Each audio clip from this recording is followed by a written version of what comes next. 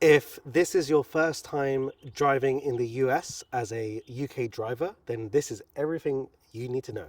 When picking a car, make sure you choose a reputable rental company, such as like Alamo or Enterprise. Now, the cars are actually quite big in the US. The roads are larger as well compared to the European sort of counterparts. If you're going for like an intermediate SUV or a large one, it's probably going to be larger than you think it is. So just bear that in mind.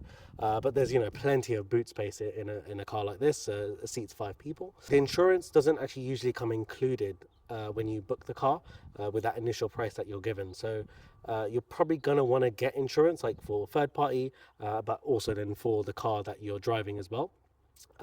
So if you are going to get that, which I would probably highly recommend, because a lot of these cars are quite expensive, like 50k plus, then you want to compare the prices uh, with the insurance in mind. So what it is, when we went to pick up the car, we didn't have the insurance already booked in. So the guy said, look, we recommend getting an insurance, and then the price ends up like all sort of doubling, even tripling when you add that insurance. So it's always best to just kind of work all that out ahead of time. The big thing about driving in America compared to the UK is you're driving on the right hand side of the road. So bear that in mind as soon as you come out. Just obviously familiarize yourself with the car as well. Most cars are automatic, so there's no clutch pedal. Your left foot's not doing anything, and your right foot is doing the braking and the accelerating. And then so you'll probably want to, usually when you're driving in the UK, you're used to being on the left hand side. But in the US, and because you're driving on the right hand side, then you might naturally tend to actually veer to the right. So make sure you're just staying in the center of the lane. And of course, then when you're turning, just drive slowly and just think about it. And you might need to reorientate. Make sure you're joining the roads at on the right side. You don't want to be driving in the oncoming traffic. Now, another thing that you're probably not used to is stop signs. So when you approach a stop sign, make sure you come to a full stop and then look both ways. Sometimes the stop sign will be a four-way stop sign at a junction. So what that would mean is as cars approach, it's whatever car came first, they get the right of way. So if you think you're the first car, then you can start veering forward, and then you can proceed. Now, if two cars come at the same time, then usually you want to yield to the car on the right hand side. When you come to traffic lights, if your side is red, a lot of the time, it's very common in the US that you can actually make a right turn on red, but you always must make sure you come to a full stop and obviously yield to anyone who is coming through. And if it's safe to do so, you can make that turn only if you're turning right, unless, of course, the signs say otherwise as well. So if a sign says you can't do that, then obviously follow the signs.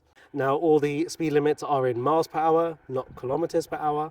And also, when there's a school bus, this is a very common mistakes that tourists make.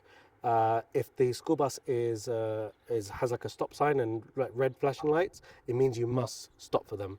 If you don't stop, then you will actually get a ticket for that. On their sort of motorways or freeways, you'll have express lanes. So sometimes then you'll have to actually pay a toll if you want to drive on those express lanes, which will be on the left hand side. So avoid going into them if you don't want to have to pay the toll. Now in the UK, we're very much used to using it'll be the right lanes for overtaking purposes only. But here, it's very much sort of any lane is whatever you want to do. So you'll normally see people undertaking and stuff. That's all very common practice here. The junctions actually sometimes come really quick. So there might be one junction and then immediately after that another one. And a lot of junctions will actually have like an exit only lane. So it means then that lane is exiting. So make sure you're reading the signs when driving on the freeways, and make sure you're in the right lane, so observe the signs. And finally, there will be like toll roads as well, especially in, like, let's say San Francisco, where you'll have the toll bridges. And so in San Fran, it's any of the bridges when you're driving into the Bay Area, that's when you have to pay the toll, and you don't need to pay when you're leaving. In order to pay the toll, it's all cashless now, so you'd usually want to go on the website and pay it that way. Or if you're renting the car, then you can get the car rental company to pay for you as well once you give it back, but they'll usually probably charge an admin fee, so you probably want to be doing that yourself.